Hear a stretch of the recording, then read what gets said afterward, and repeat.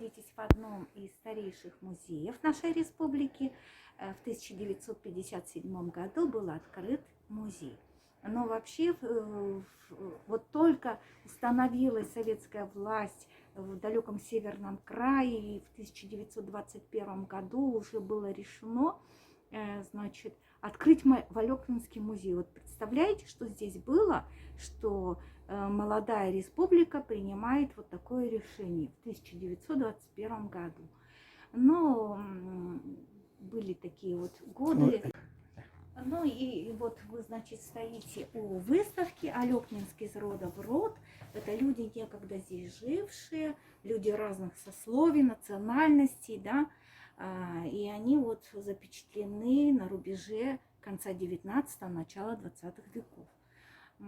И вот в центре, вот здесь, значит, фотографии, это был такой алекнинский окружной исправник Никита Иннокентьевич Олисов со своей супругой, с двумя сыновьями.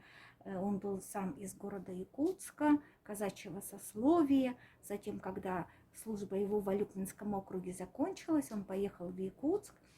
Там ушел на пенсию с правом ношения мундира. И затем с семьей они переехали в Иркутск и революции. И он уехал в Харбин. Эмигрировал с семьей в Харбин и очень тесно поддерживал связь с якутскими мигрантами. Да.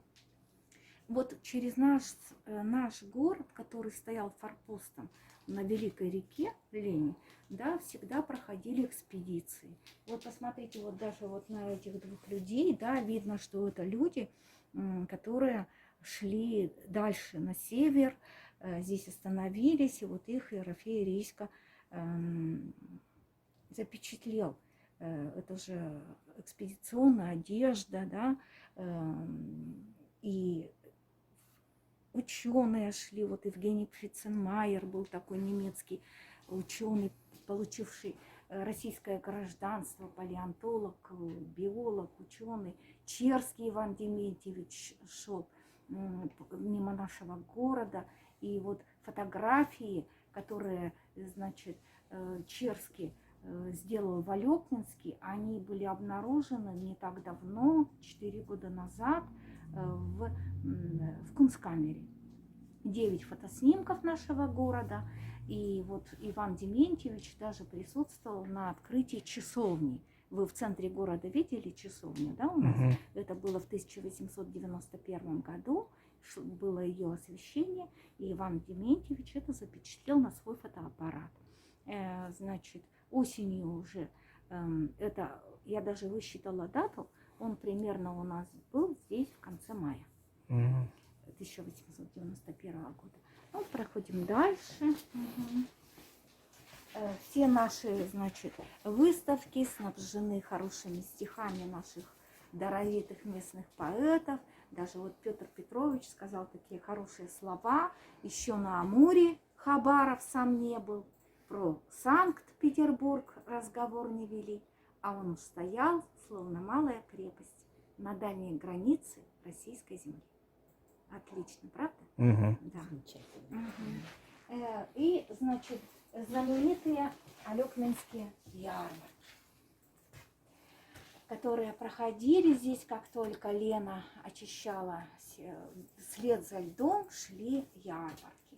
И вот посмотрите, как российские купцы свои судна, значит, оформляли, писали, да, Щелкунов и Меселев, это были два сибирских купца, это Гайдаров, Рубанович и Мордухович, виноторговля Силина. И вот этот наш первый фотограф, хвала ему и слава, это все отразил в своих снимках фотографических. Это Ерофей Петрович Рисько. Первый фотограф из среды, из числа ссыльных. Сюда были сосланы в 1861 году скопцы. Да. И Ерофей Рисько, это такой был подросток, на тот момент ему было 13 лет, такой пытливый возраст, и он уже знал, что по России начала шествовать фотография, и он выписывает в Алекнинск фотоаппарат и к нему все составляющие. Вот представьте, да, что это чудо техники он, очевидно, ждал целый год, когда на ярмарке привезет. И посмотрите на оригинал. Это торговое дело Громовых. Эту семью знают хорошо Якутии. Анна Ивановна Громова, ее муж, сотрудники и дети, да. Это оригинал фотоколлажа 1889 год, 1905. Был найден в Алёкминске. И Анна Ивановна Громова имела у нас в Алёкминске магазин. Вот такой красивый магазин. Составляла конкуренцию. И мы ее знаем еще как мецената. Она спонсировала знаменитый труд Серошевского «Якуты» и помогала, значит, финансами многие научные арктические экспедиции, в том числе и даже Колчака, Сибирякова Иннокентия Михайловича. И вот такая женщина, значит, торговала по всей линии, по всему северу. И вот если внимательно посмотреть вот на этот фотоколлаж, мы увидим, значит, в Иркутске ее офис, Алёкминск, Якутск, торговые ряды кружала, ее пауски, первые пароходы, и даже, видите, бог торговли Гермес сидит на мамонтовой кости. Анна Ивановна Громова, ну вот, оставила такой большой, скажем, след, вклад в развитие Якутии. Обратите внимание на этот счет. Это копия счета от 1899 года, когда Пшенников Павел Николаевич приобрел у Гайдарова, вот у этого человека, да, товару на сумму 97 рублей 1/2 копейки. И вот здесь, в этом формате счета, в левом углу написано все, чем торговал Гайдаров, да? Торговал мануфактурными, модными, парфюмерными, галантерейными, скобяными товарами. Он, значит, здесь все перечисляет. И внизу подписано: сплавом по реке Лени и город Якутск. То есть Алёкминск стоял в очень выгодном положении, и доставалось Алёкминску, скажем, самое лучшее. Да. Это вот то, о чем я говорила, что эти снимки были обнаружены в Кунсткамере, и они отличаются по цветности от эрофеерийска, да, фотографий. Это город. Восточная и западная части города. И вот примерно под этой горкой, ну вот где-то здесь сейчас вы находитесь в музее. Видите, и мельница отразилась. И, конечно, выбрана была самая высокая точка города. Это храм наш Спасский, который в прошлом году отметил 150 лет. Казаки держали здесь власть. Скажем, вот видите, Никита Иннокентьевич запечатлен с казаками. И вообще я хочу сказать, что у них был очень огромный такой вот ряд обязанностей, которые они должны были в округе осуществлять. Вплоть до ремонта дорог, надзора за политическими, за беглыми и так далее. Да. И вот эта вот команда, державшая здесь власть. Обратите внимание вот на этот снимок. В правом углу, внизу, на полу, лежит челюсть мамонта. Да. И эту челюсть вы сейчас увидите у нас в зале. То есть Ерофей Рисько был такой вот всесторонне развитым человеком, что уже тогда вот такую вот челюсть нашли, он ее это. И вообще я хочу сказать, что в 1921 году новые власти именно Ерофею Рисько поручили создать в Алёкминский музей.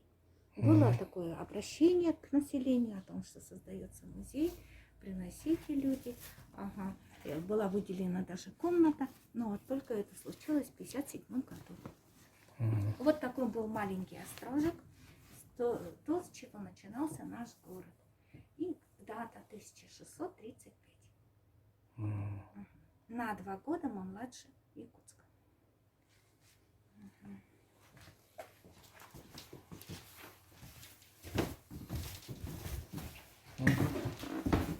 Палеонтология и вот эта находка, которая запечатлена.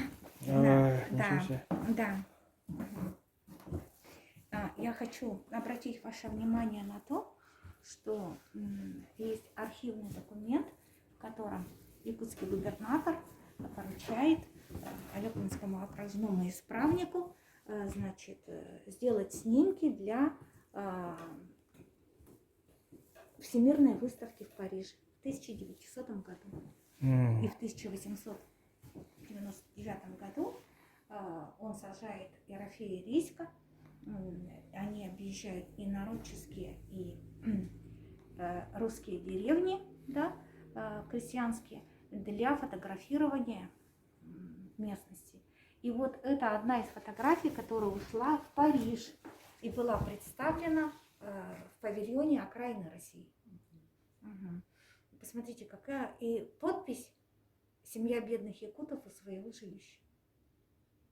Ну вот действительно так. Да. Очень бедная семья.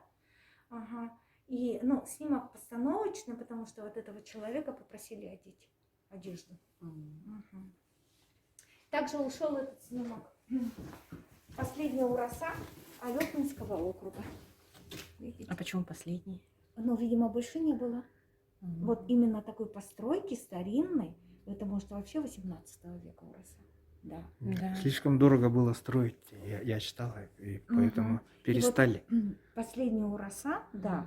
И видите, собрали инородцев, да, они принесли какие-то вот такие обрядовые предметы, видите, это коврики сшиты, выстроили детей.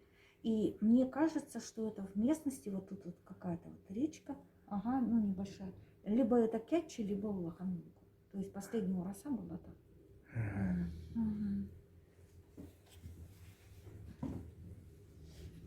Так.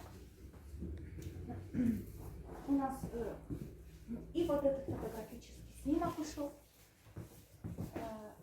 Человек, по всей видимости, он сидит в позе Аланхасута. Да. И вот в прошлом году, в 2020 году, мы этот снимок обнаружили в музее Линдена в Штутгарте. Как он там оказался? И он описан был как юкагир. Да, но мы сделали поправку, связались с госпожой Анеттой Кремер и сделали поправку, что это якуты, а не юкагиры. А как оказалось? Оказывается, в 1902 году Евгений Фриценмайер, ученый, прибыл, шел туда на Колыму, там, где была полностью обнаружена в хорошем состоянии туша мамонта. Да. И Евгений Фриценмайер у нас остановился, познакомился с Ерофеем Рисько, и тот подарил ему множество фотографических снимков. А Фриценмайер, уже попав в Германию, стареньким, больным, он же еще сидел в тюрьме, наши его там посадили. И он, значит, сдав музей, видимо, сказал не так, да, и наших якутов Алекминского округа записали как юкагиров. Ну вот по этому поводу у нас была переписка с госпожой Анеттой Кремер. Обратите внимание, что наша вот вся посуда в Алекминском музее, у нас нет новодела, у нас все представлено в историческом срезе. Да. Вот, например, вот чурон.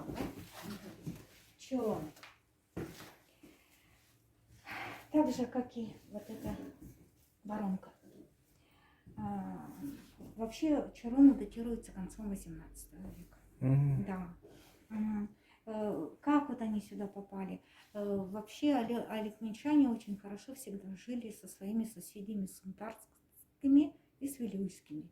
И величане, и сунтарцы приходили сюда пешком, представляете, по тайге, преодолевая вот такой путь в 300 километров, чтобы побывать на знаменитой Алекминской ярмарке.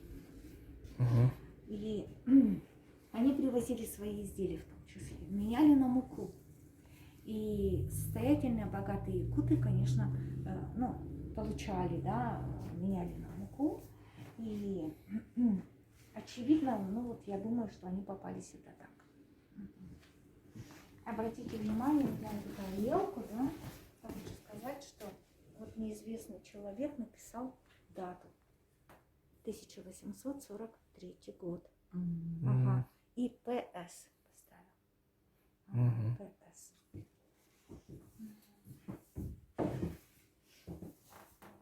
А это подарок.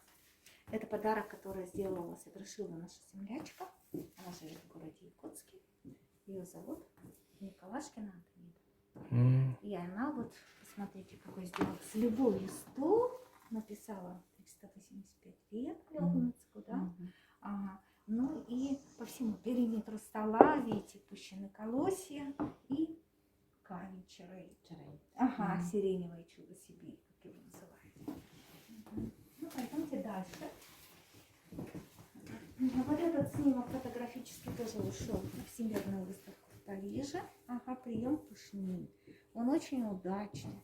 И вот когда я его рассматриваю, да, вот прямо вот видно женщину глаза, все это. Угу. Посмотрите, сколько меха, какие амбары, да. Ага, вот женщина на переднем плане якутки, которая все это упаковывает вот для отправки в Россию.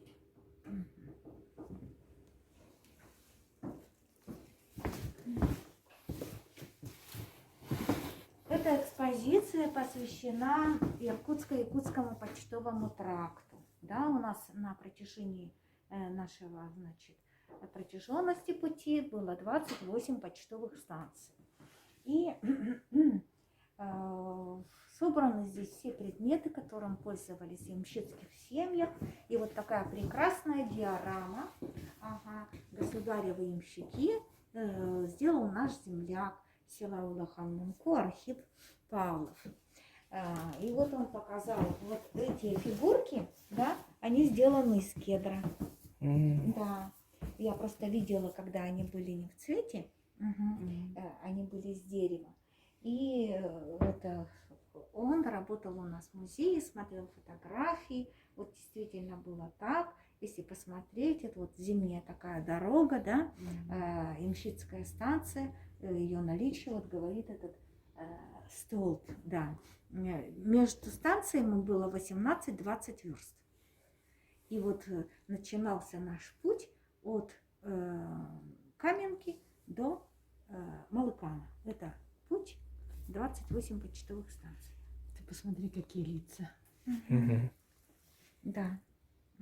Вот чиновника, видно, приглашают в дом, да? И вот даже вот эти вот все предметы, вплоть до этой веника, это, да, метлы, ага, и пихло, это все сделано из дерева. Вот убранство, даже вот такой, видите, с колокольчиком он сделал.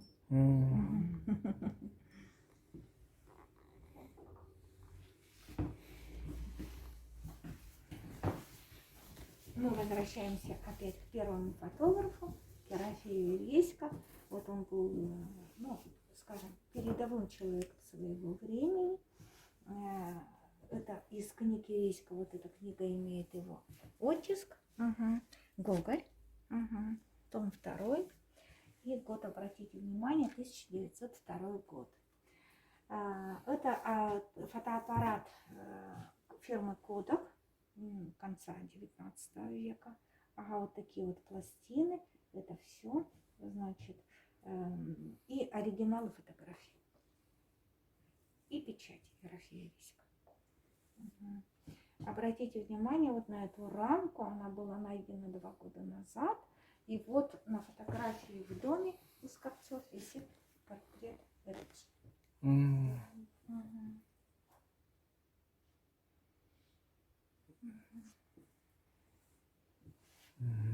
Посмотрите на знаки отличия. Вообще эти вот знаки носили помощник волостного старшины, сельского старшины, волостной судья и мировой судья. Эти знаки были, значит, в 1864 году учреждены и носились в разное в разных, значит, это для того, чтобы видели, да, заключалась в этом власть и сила, и было народу понятно, кто перед вами, да. И вот недавно было это имя открыто этого человека, да, это Клюги Адольф Готлибович, и его в Алёпинске называли Богданович, да. Он был в Алёпинске, вообще в Якутии он был 14 лет, и у нас он работал письмоводителем. И пишет, что Вологдин-то, городской голова, был неграмотный и еле-еле мог расписываться, а все дела за него делал Клюги Адольф.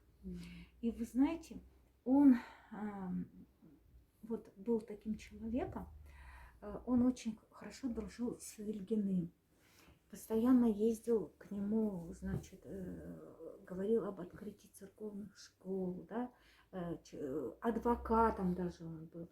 И вы на просторах интернета найдете его вот именно труд, который называется «Первый клиент».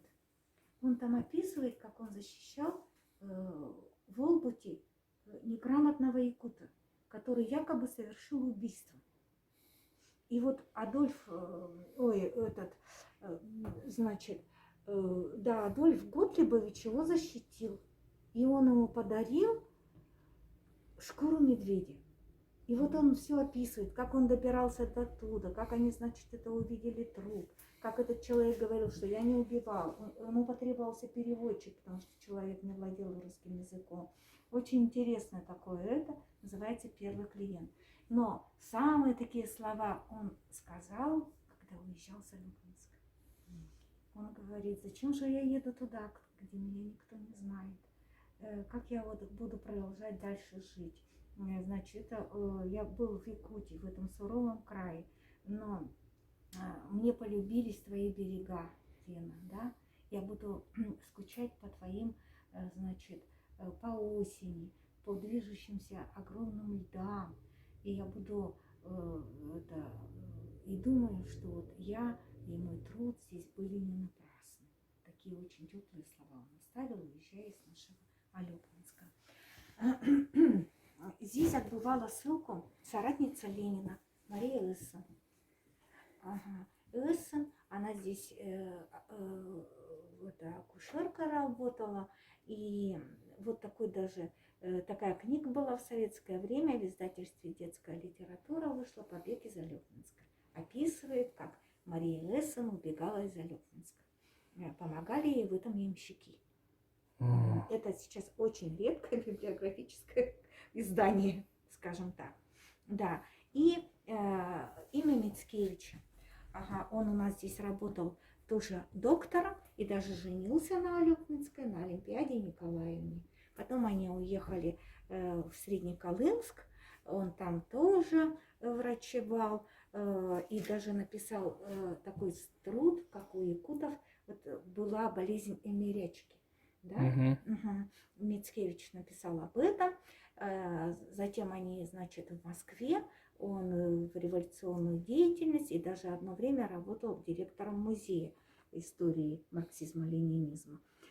Я даже вот боюсь об этом говорить, но у нас в музее есть такие интересные предметы, связанные с семьей Мицкевича. Музейные работники переписывались с дочерью Мицкевича в 60-е годы, потому что, она же была нашей землячкой, и каким-то образом у нас есть с этого института марксизма-ленинизма, с этого, да, а сейчас этот музей называется Музей современной, значит, истории, да, и отложились документы Ленина.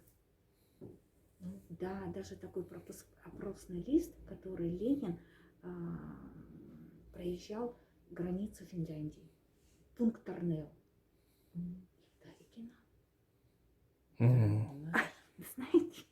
Знаете? Круто же. Это круто, да.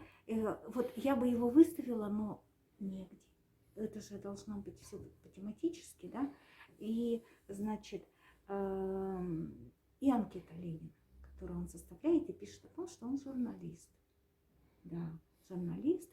И вот, видимо, дочь Мицкевичев имела доступ в этот институт, или сам Мицкевич принес, а затем в 70-х годах она выслала это все вместе с вещами кое-какими мамы своей, Олимпиады Николаевны, и мы вот их обнаружили.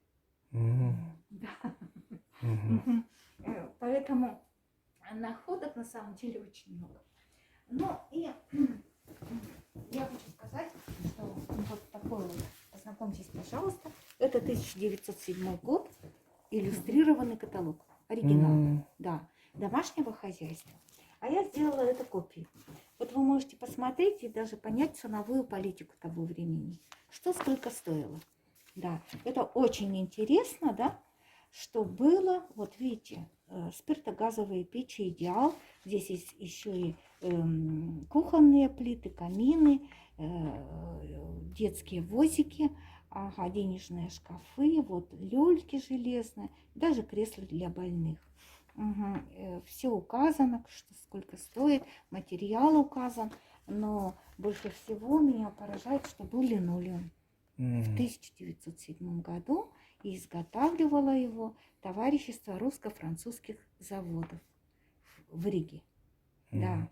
Ну, это, я думаю, что если бы кусочек сохранился, он бы был и сейчас неплохо выглядел, да, потому что это были натуральные смолы, никакой химии, да, и все было натурально. И вот первый, допустим, холодильник летний комнатный заграничного завода, пишет, что он обит цинком и имеет даже отделение для хранения сливочного масла.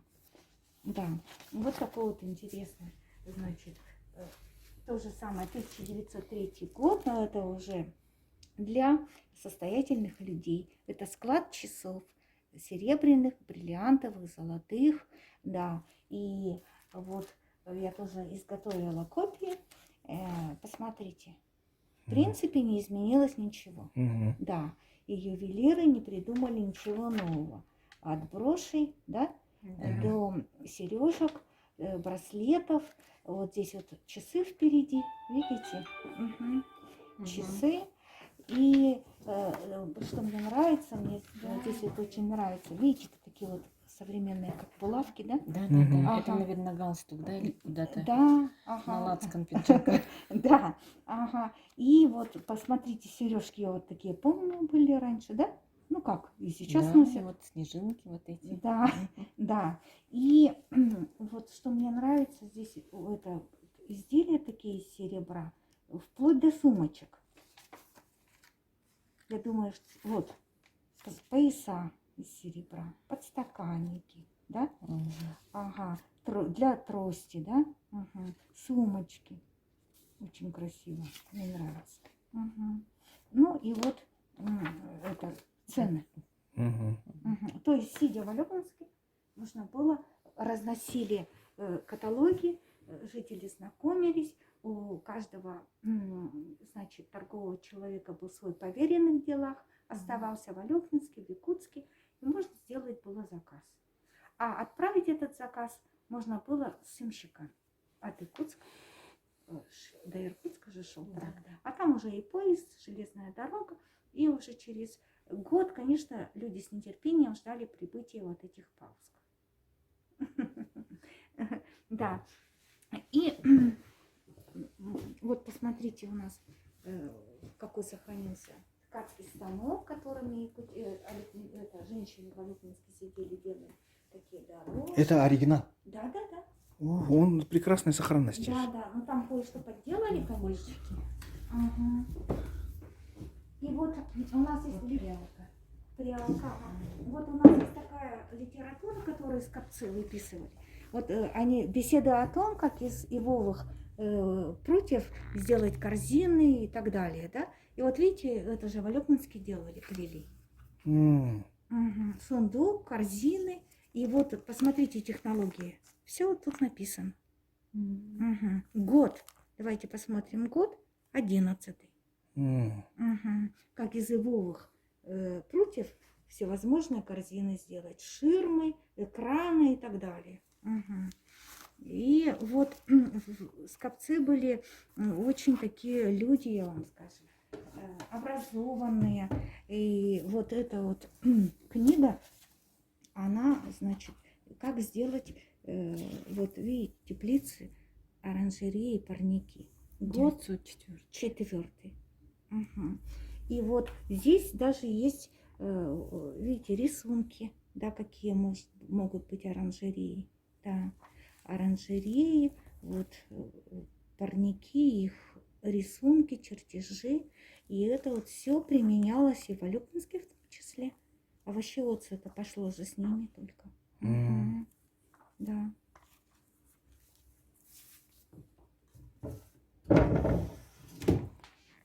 Это посуда тоже оригинал, да? Конечно. Какая Кузнецов. рыба должна быть там? Да.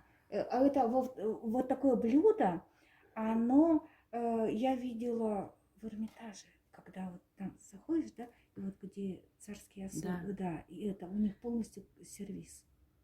А тут вот у нас, видите, и даже вот такое вот блюдо обнаружено с английским алфавитом. М. Мгм. А это абрикосовые в Питере держали магазины, вот это их баночки. А, У них же завод там. Завод был. Мгм. Ага. Но блюдо, конечно, впечатляет своими размерами. Да, ну и рыба, наверное, да, Да. подавалась какая тут. Вот здесь вот это есть, это Англия, по-моему. м. Мгм. Ну и Кузнецов. Ага, вот это вот там у Кузнецова сахарница и супница. Ага. Трактирный самовар на 50 литров. Мгм. В принципе, если его отремонтировать, его можно было им пользоваться. Мгм. И вот,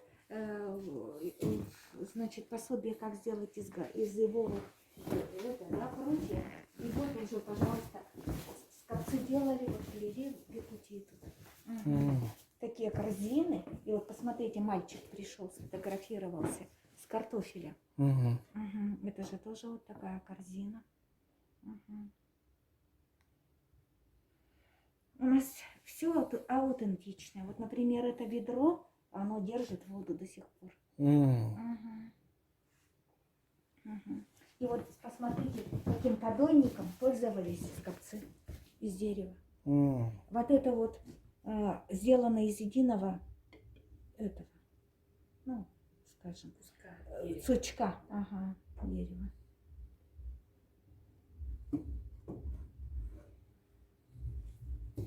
Здорово, не?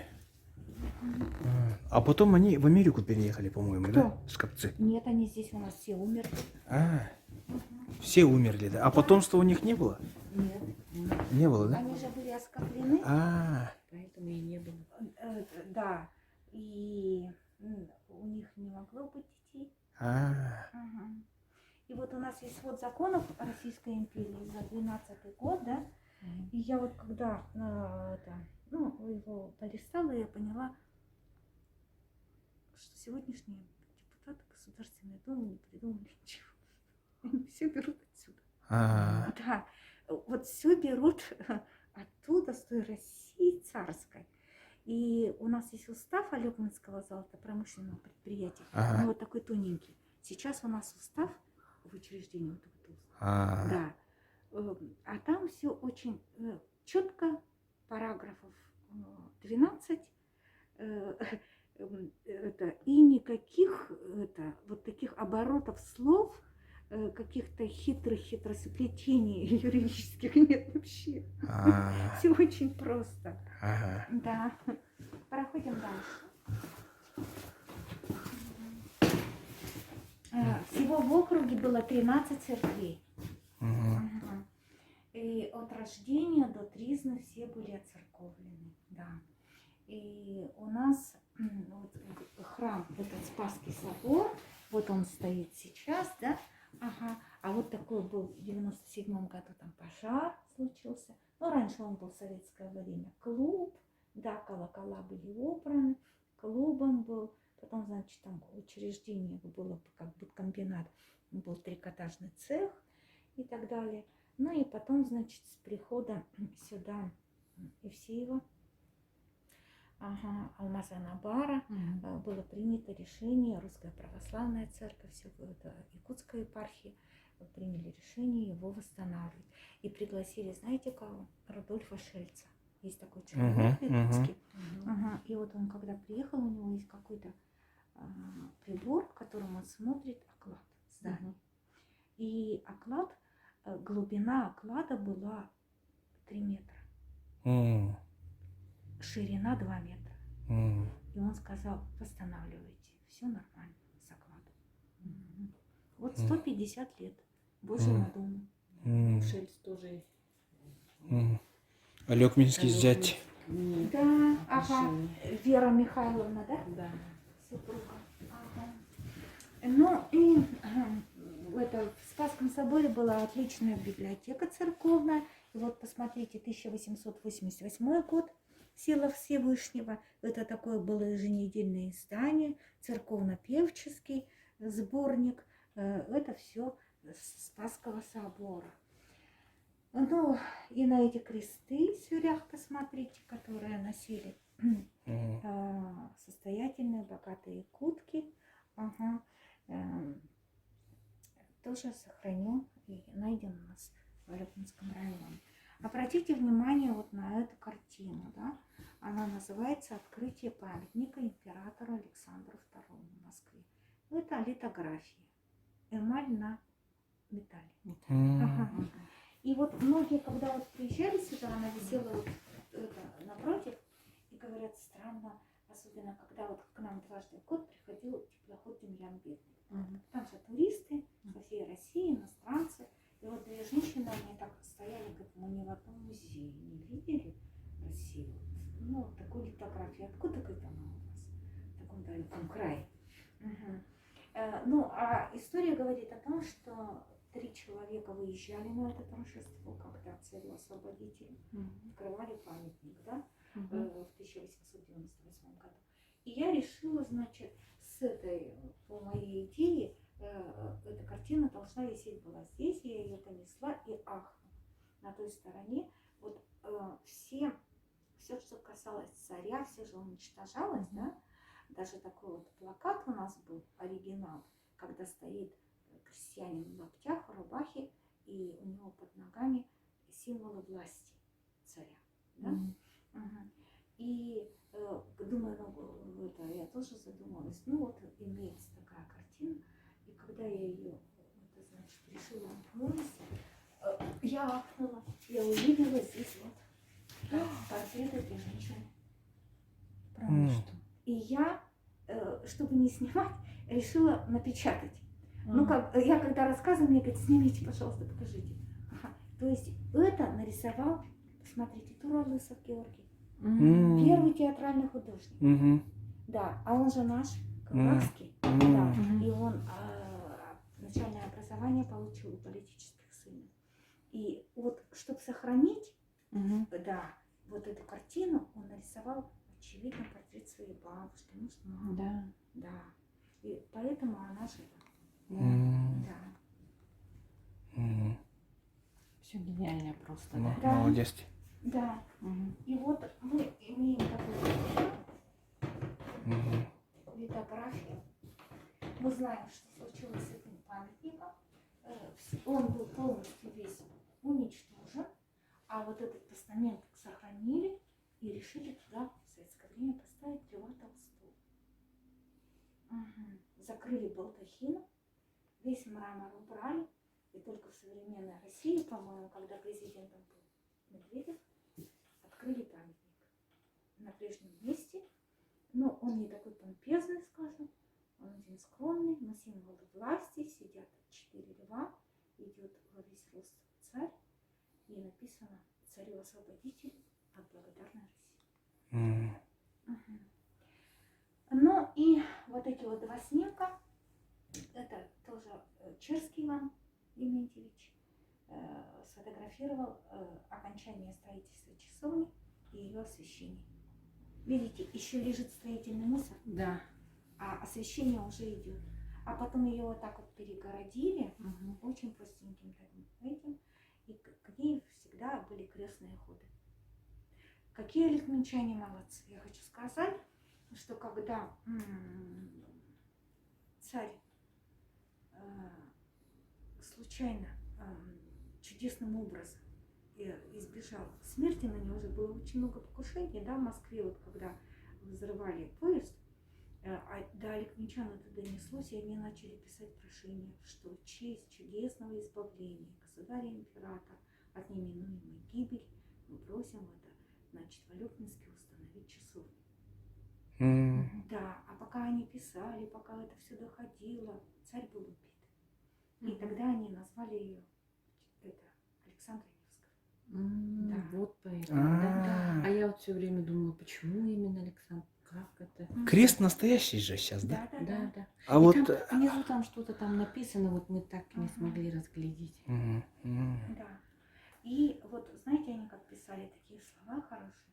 Они, значит, пишут о том, что пройдет 100 лет, и благодарный прохожий, проходя мимо, остановится, поклонится нашим трудам и скажет вот это,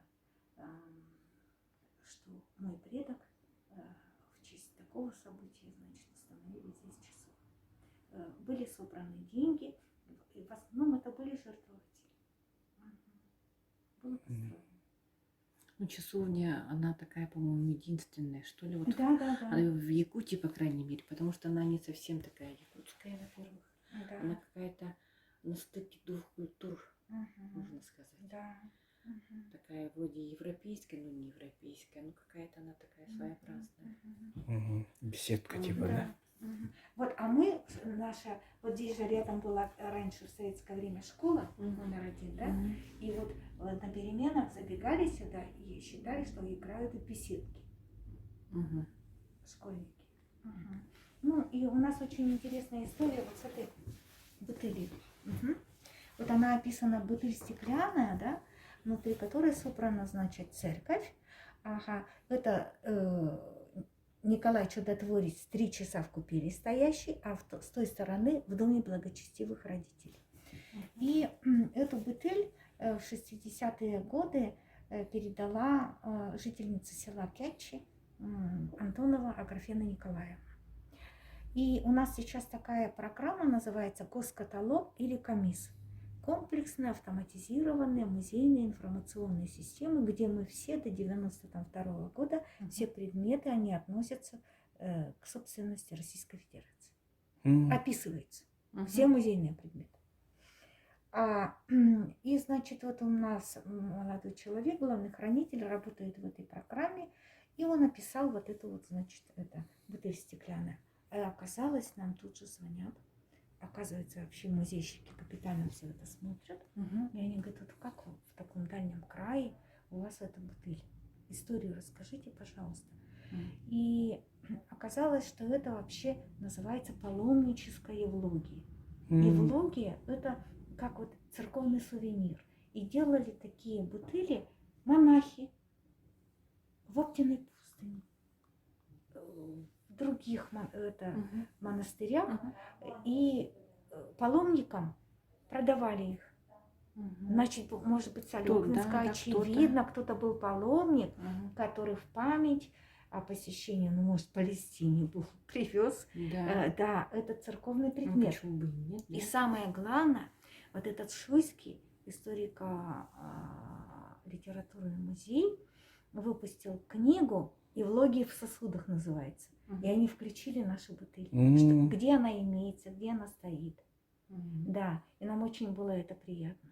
Да, мы списались с коллегами. Видите, мир открыт. Да. И мир тесен. Да. Вот благодаря новым технологиям. Да. И вот икона, да, Николая Чудотворца, признанно ее смотрели и сказали, это 18 век, серебро. Ну, то есть я хочу сказать, что когда уходило вот то поколение, да, в сундуках оставались, видимо, такие предметы, и внуки-атеисты приносили в музей. Слава Богу, что не выбросили. Да.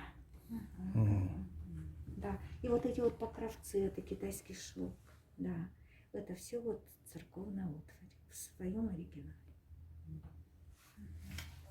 У нас даже есть такое фото. Прибыли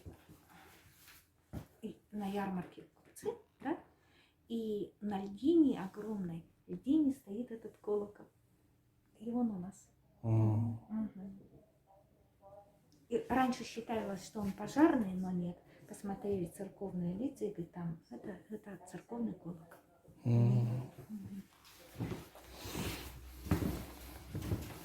В этой комнате мы собрали все предметы, ну вот из 19 века, начала 20-го. И то, чем олегмичане пользовались, жили. И вот это вот мне фото очень нравится. Скоро Пасха, да? Ага. И вот Никита Иннокентьевич со своей супругой и сыном у красиво оформленного стола, да? Пасха. Очень красивый снимок. И вот это, как вот они яйца украсили, какая Пасха-то высокая, посмотрите, да? И вот эта семья у пасхального стола, они встали, ушли, Ерофей и Редька, Ага Петрович перевернул фотоаппарат и сделал снимок. Посмотрите, царь Николай II, да? Мгм. Зеркало, видите? Мгм. И вот оно перед вами. Да ты что? Да, это все соответствует, да, тому времени. И вот к нам дважды, я подозреваю, что дважды приезжал Иван Иванович Крафт, Ага. губернатор. Ага. Но здесь же были прииски, такой был важный округ, да. И вот Иван Иванович, фото, правда, видите, затемненное, но вот сидит Иван Иванович Крафт и, значит, алёкминские чиновники. Фотографии мы назвали на пикнике, да. Посмотрите, как же женщины одеты. Ага. Очень красивые наряды. Наряды одевали с Парижа. Чулки, белье, все выписывали, значит, оттуда, да. И вот посмотрите, Иван Иванович сидит в окружении дам, женщина, значит, с детьми за самоваром обслуживает. И посмотрите там Франция печенье и это шопка написано, шоколад. Правда, что? Да. Мгм. Видите, в Алёкминске на пикнике. Ага. Да. Круто же. Мгм. И вот коллектив казначейства Алёкминска, видите, опять Николай II, да, обои и вот такие вот красивые сжатые эти, да, шторы. И вот у этой женщины очень красивое платье, оно все расшито жемчугом. Смотрите. Ага. Мгм. И вот этот человек, я даже выяснила, он по фамилии Малышев, затем он служил в Якутске и в 19 году был расстрелян. Он служил в Алёкминске. Казак, да? Да. Ага. Ага. Ну, полицейский, ага, потом стал. И вот посмотрите его супруги, какое красивое платье. Мгм. В кружевах и сумочками такая. Да. Ага. А про моего однофамильца нету, да? Дальше. Дальше будет, да? О. Мгм. И вот, Нет, про первого. Моргенштерна? Ага. Нет, к сожалению. Нет, он же уехал в Якутск. Он у нас тут женился и уехал в Якутск. А его как звали? Кого?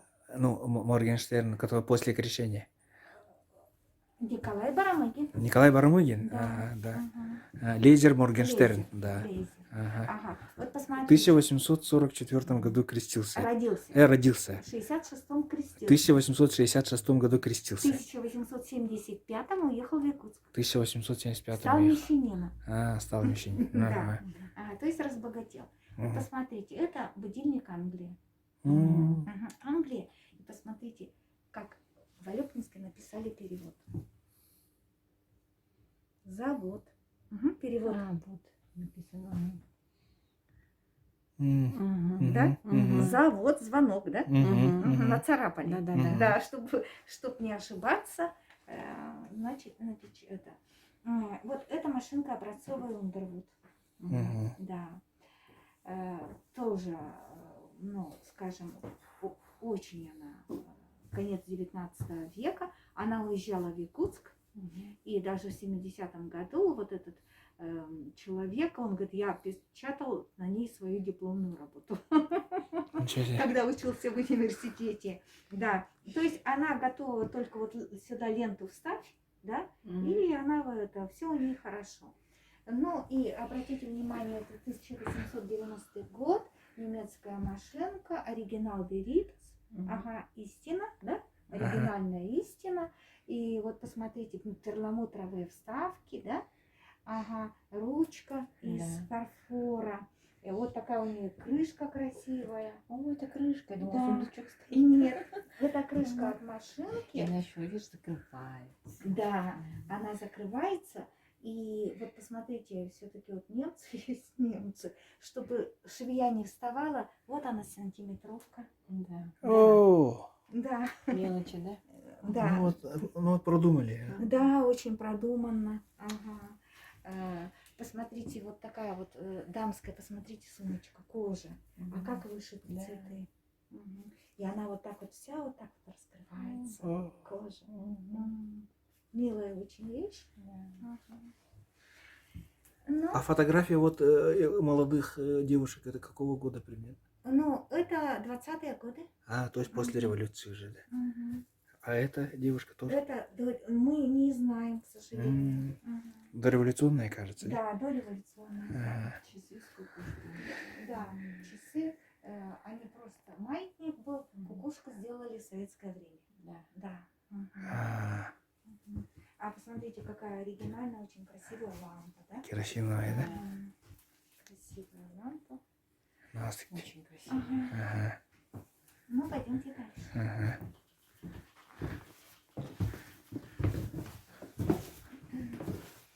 Я хочу сказать, 6067 аликвинчан ушло на фронт. О, Да, это очень большая цифра. очень большая идея. Да, До сих пор находят. да. И Мгм. вот к нам вернулось в том году, в год 75-летия Победы, имя нашего земляка Габышева Александра Васильевича из села Гендигирь, который был, числился с осени, уже семья получила похоронку, вернее, извещение о том, что он пропал без вести. И вот обнаружено московским отрядом «Пионер» в воронке, там были останки 5 человек, и только у одного из них вот прочиталась эта записка. Лабораторно прочитали, но я даже вот смотрела, и там написано Гендигирский, и была такая маленькая деревня Гришковец в Алепинском, да? А, И там его имя, ну и вот фрагменты, которые вот лаборатория прочитала его записки. Вот. о, Да. И это в день окончания Второй мировой войны, 3 сентября, глава республики Айсен Сергеевич вручил это праправнучке. Да.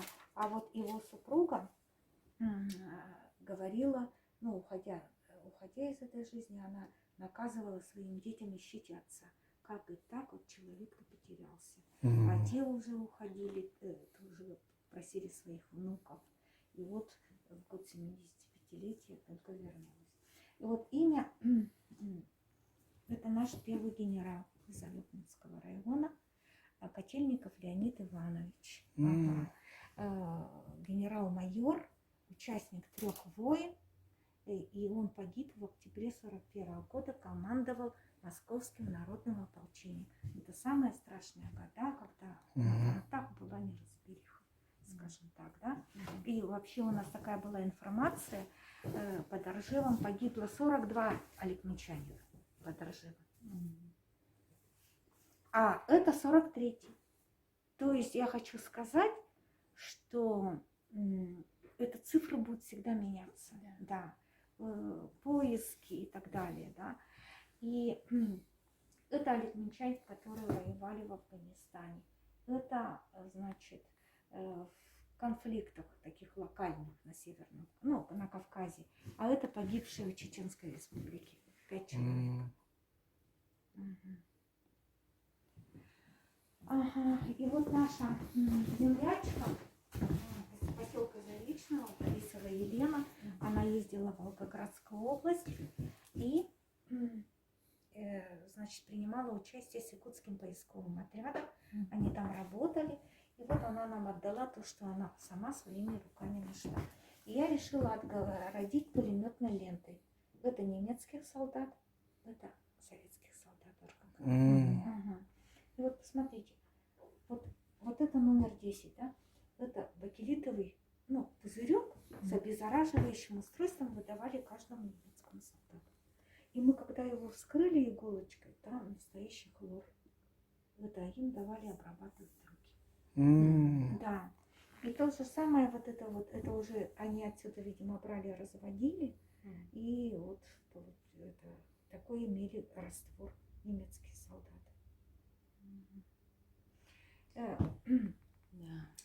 Это у нас Николай Николаевич Кубертинов. Ага, это работа скульптора Пшенникова. Ксенофонта Николаевича, он сейчас вот здравствует. И на прошлой неделе, значит, было торжества в Национальном художественном музее, выставлялись его работы. И, мы планируем здесь кое-что поменять, да, но вот я думаю, что это такой документ исторический, когда вот Кубертинов умирает в 93-м году, а в 98-м году приходит такая бумага. Помните, такая была Сажил Малатова? Женщина, да, политик, чеченка. Да. И вот она в 98-м году награждает его Героя Советского Союза. Да. И, значит, подписывать печать имел вот этот орган. Она была председателем постоянного президиума съезда народных депутатов. А уже тогда и страны такой не было, да? Да. И, вот это только бумага. И я помню, вот такая была вещь, что наконец-то Кубертинов стал Героем Советского Союза. Но, к сожалению. Это вот у нас здесь был же Алсип, да, трасса, перегоночная трасса. И это вот с тех времен сундук американский. Ленд-лиза.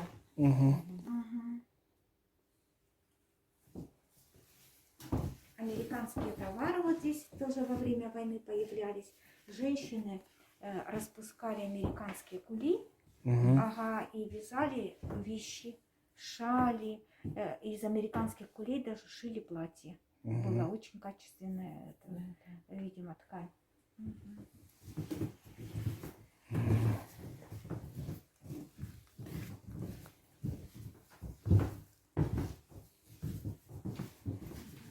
Наш земляк, рядовой такой был Барахов, служил в дорожных войсках. Он дошел до Берлина, он так и написал: якут-солдат дошел до Берлина. Гвардии рядовой Барахов. Из Кетчева. Вот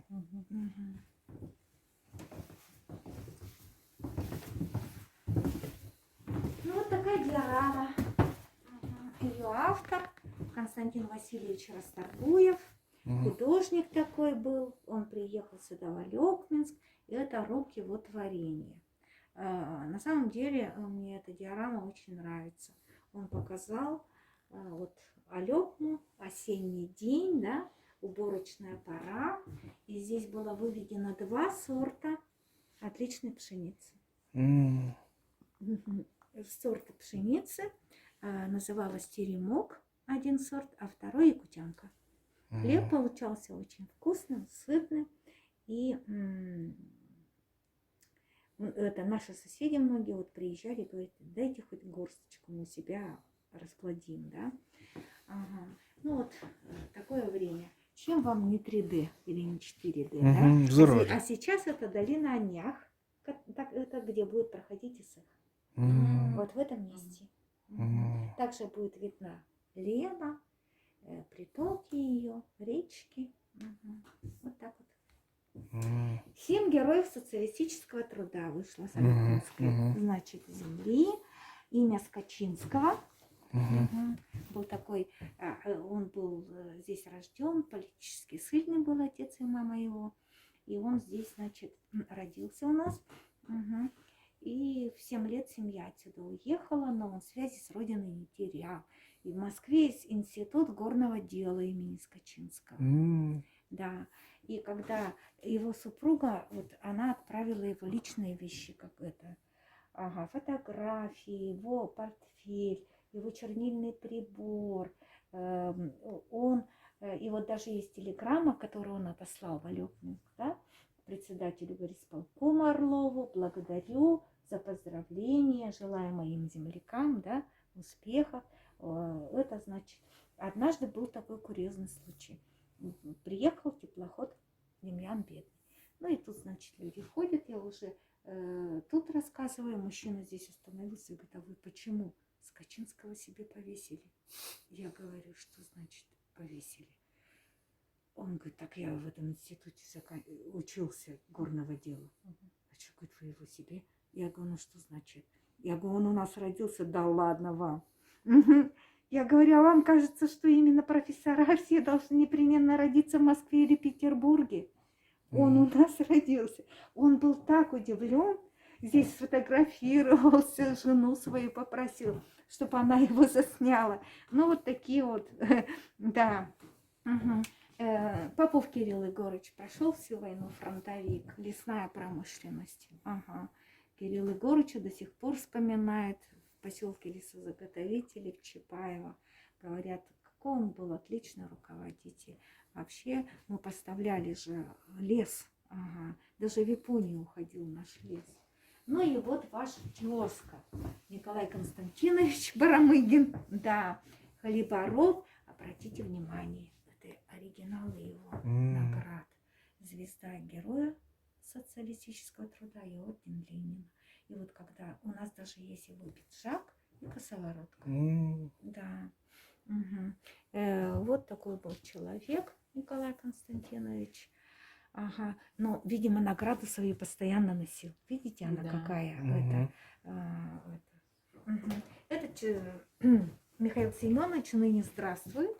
Да, он живет в Якутске. Мальчик-сирота из села Кятчи.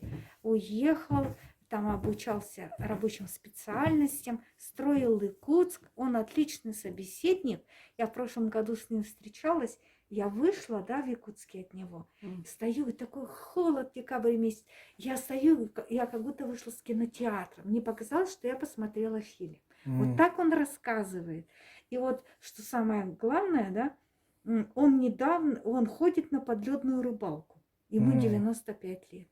Молодец. Какой стержень у человека, да? И вот Матрена Матвеевна, знаменитый овощевод, ее вот вотчины были хангаласские вот эти вот первые теплицы, да, выращивали. Вот это тоже наша землячка из островного села Каллах. Добкин Петр Иванович, имя, техникум связи носит в городе Якутске. Наш земляк тоже всю войну прошел. Начинал от почтальона. Первый летчик из якутов, да, Кузьмин Валерий Ильич. Вот именно с трассы Аляска-Сибирь, да, его имя вошло в авиацию Якутии. Ну и наша гордость Михаил Федорович Габышев. Да, музей западноевропейского искусства 17 века в Якутске. Это наш земляк. Да. И вот его коллекция там же. Да, его коллекция там. Посмотрите, он со своей семьей, вот его мама, супруга, Михаил Федорович, он автор вот таких трудов. Сейчас говорят о феномене якутской лошади, да? А Михаил Федорович уже в 40-х годах об этом написал свой труд. И вот якутская лошадь, кормовые травы, пути развития животноводства Якутии. Это все сделал. Вот человек был всесторонне развит. И он, вот посмотрите, в какой семье он рос, да, в Инкюре, у малограмотных якутов. И как он любил искусство. Он, говорит, даже этим был болен. Он на аукционах посещал аукционы и покупал оригиналы картин. И выбрал для себя именно тему западноевропейское искусство 17 века. Знаете, Да, это же это нужно где-то деньги перезанять, картину купить. Видите, такая была. И когда он завещал все родной Якутии. Мгм. Да, все завещал. И все это было привезено. Вот Михаил Федорович такая неординарная личность. Мгм. И вот посмотрите, вот такие два человека, они, конечно же, общались. Вот как он подписывает. Он дружил с Серафией Мирисько, М, писал книгу. м, Мгм.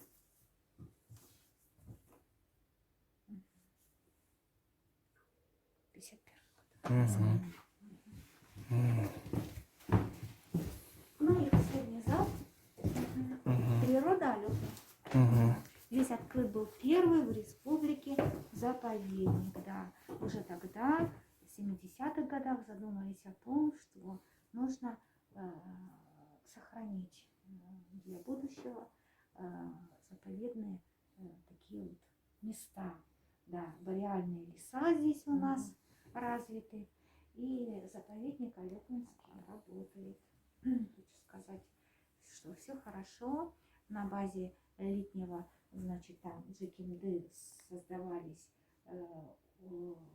ну, такая база школьников. Они ездили туда, на природе, изучали флору и фауну. И каждый, вот именно же в Алёпинске зародилась «Шаг в будущее», эта программа, да, когда дети свои проекты защищают, выступают с этим. Ну вот так. Нет, ну показана немного венкийская культура, да.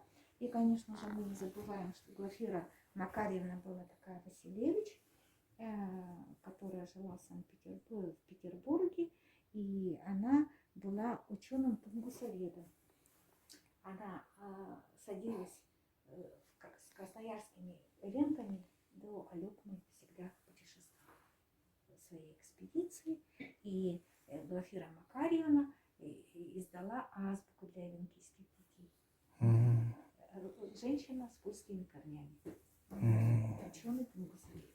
Мгм. Она очень хорошо писала о бытии венков, труды у нее есть. Ну вот я оттуда взяла. Видите, как она писала? Остроумное изобретение древних венков. Тунгусская колыбель предназначена для пешей переноски на спине, а затем для переноски на длинной седле. Мгм. Как они начали использовать, потом пошли памперсы. Да? Да, все было экологически чисто и все было хорошо. Мгм. Ну, вот, я хочу сказать, что наша экскурсия подходит к концу. Ой, ну большое спасибо. Было Очень интересно. интересная экскурсия, очень Ага. хороший музей, очень познавательный. Вот и мы желаем дальнейших успехов в вашем благородном деле сохранения и, скажем так, передачи вот родной культуры, истории края, да, истории Улуса будущим поколениям. Спасибо большое. Ага. Спасибо. Но я хочу сказать, что у нас в запасниках очень много вот, М. документов. Я хочу сказать, вот таких даже Скрипицын грамотами награждал учителей, это губернатор, да, Крафт. И вот эти вот все, ну, скажем, такие исторические документы, они ждут своего часа, чтобы это все выставить, чтобы это все показать. Да, и даже вот я, как сказала, устав Алёпинского золотопромышленного предприятия, он подписан даже в Царском селе Витте подписал. Да, у нас же здесь Алёпинская приисковая система работала, да? Ага. И Бодай Боже тоже было к Алёпинскому округу причислено. Это потом в 1898 году отошло в Иркутскую область. И я даже хочу сказать, что вот округ такой огромный создали, что у нас даже вот сохранилась печать МВД. Сунтара Алёпинская и Народческая была система МВД. Да, печать очень хорошая, сохран такой хороший. То есть показать есть что. Ну, спасибо за внимание. Ой, спасибо.